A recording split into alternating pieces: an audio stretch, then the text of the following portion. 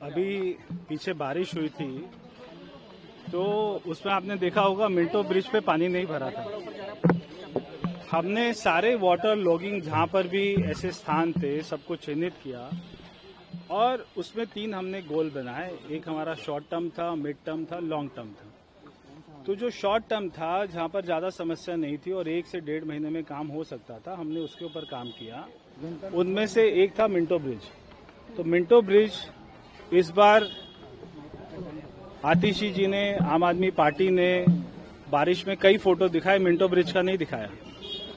तो जो हमारे शॉर्ट टर्म गोल थे उसके ऊपर में काम चल रहा है और अगले 10 दिन में पूरा हो जाएगा। जो हमारे मिड टर्म है, जो हमको 3 से 4 महीने में करने हैं, वो उसमें समय लगेगा। और जो हमारे लॉन्ग टर्म है, जहाँ पे बड़ी बड़ी ड्रेन डल रही, जहाँ पे ड्रेन पिछले 10 साल से 15 साल से डली नहीं थी, वहाँ पे सड़क थी मगर ड्रेन नहीं थी, इसलिए बारिश में जल भराव होता था। वहाँ पे ड्रेन डलने का काम चल रहा है। जैसे मेरा गांव के सामने मुंडका में, वहाँ का वो फोटो दिखा देते हैं मगर ये नहीं बताते कि 10 साल से उन्होंने वहाँ पे ड्रेन ही नहीं डाली थी।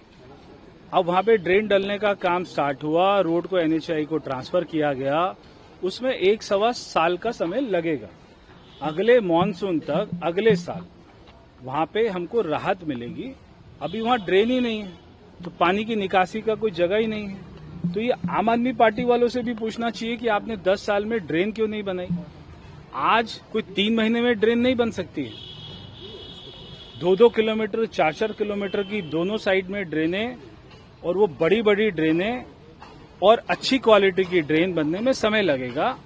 इसलिए आम आदमी पार्टी को ऐसी घिनौनी राजनीति से बाज आना चाहिए और 10 साल उन्होंने क्या किया वो भी सोचना चाहिए और हमने 4 महीने में क्या करके दिखाया, एक बार हमारे साथ में वो भी देखना चाहिए। सर, क्या ये कहना सही होगा कि जो काम जो आप बोल रहे हैं कि मिड टर्म और शॉर्ट टर्म गोल्स या लॉन्ग टर्म गोल्स हैं, एजेंसियों का समन्वय ना होने की वजह से भी दिक्कत हो रही है? मैं नहीं मानता। आज सारी सरकार एक ही है, चाहे MCD है, चाहे दिल्ली सरकार है, चाहे भारत सरकार है।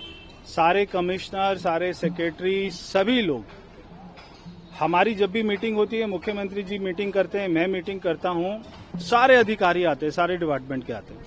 कोई भी आदमी काम बोलता है, जनता काम बोलती है। 4 महीने से आपने केवल एक बात नहीं सुनी होगी कि ये मेरा काम नहीं है।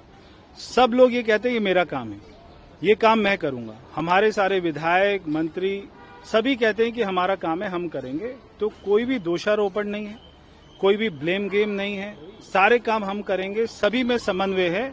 ऐसी बेकार की बातें हमें नहीं करनी चाहिए। सर, ACP के सामने आज मनीष सिसोदिया पेश हो रहे हैं क्लासरूम को उठाने को। मनीष सिसोदिया ने चोरी करी है, उसने शिक्षा के नाम पर बहुत बड़ा घोटाला किया है। हमने देखा जितने भी स्कूल में जाते हैं, 4 साल पहले वहां पे कड़ी टुकड़ी की छत डाली और उसमें दरारें आ गई हैं, पानी गिर रहा है, बच्चे क्लासरूम में बैठ नहीं सकते। और जिस क्लासरूम की कीमत वो जिस रेट पे बनना चाहिए था, उससे डबल ट्रिपल का पैसे का भुगतान किया गया कॉन्ट्रैक्टर को।